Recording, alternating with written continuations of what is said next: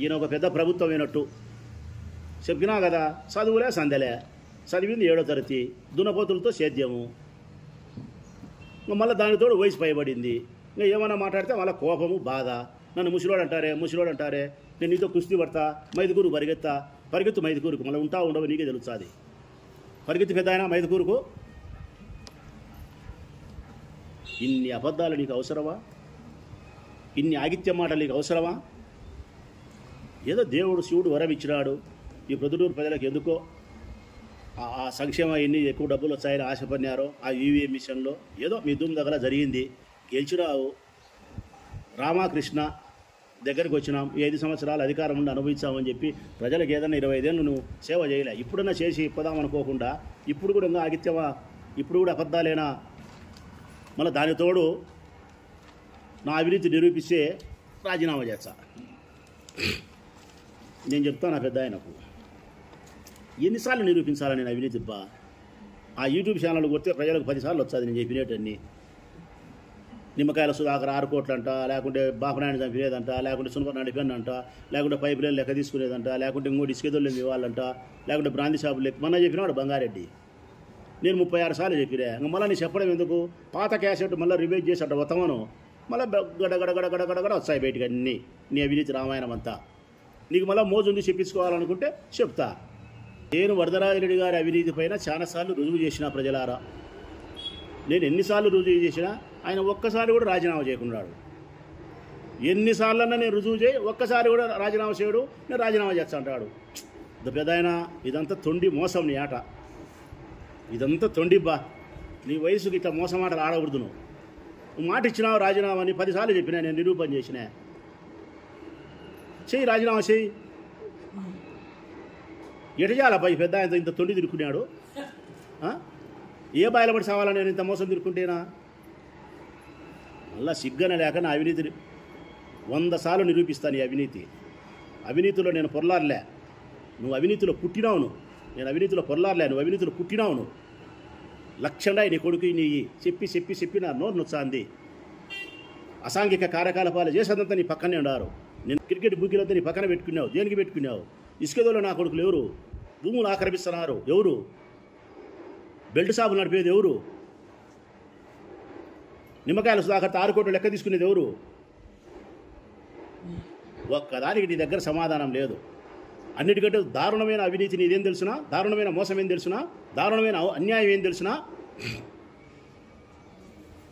మనం డబ్బు సంపాదించాలని, దండిగా జాక్పాట్ కొట్టాలని, రూపాయి పెట్టి ₹1 కొనాలని లాటరీ కొంటాం. రాజస్థాన్ లాటరీ, మహారాష్ట్ర ఇంకో లాటరీ కొంటాం. తగులుకుంటే తప్పు లేదు.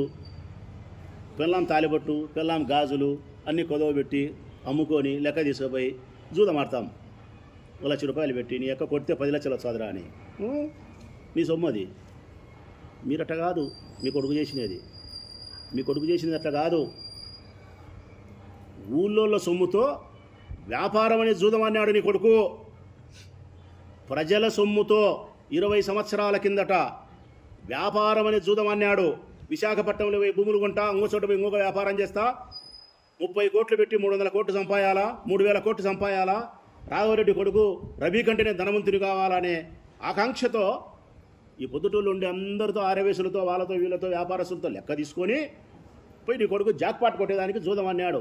దాని పేరే 1+1 డబుల్ ధమాకా. 1+1 డబల్ ధమాకా దాని పేరే. 15-20 సంవత్సరాలైంది. ఆ జూదంలో నీ కొడుకు విఫలమైనాడు. లెక్కంతా పోయింది. ఎవరిది పోయింది లెక్కంతా? ప్రజలది పోయింది.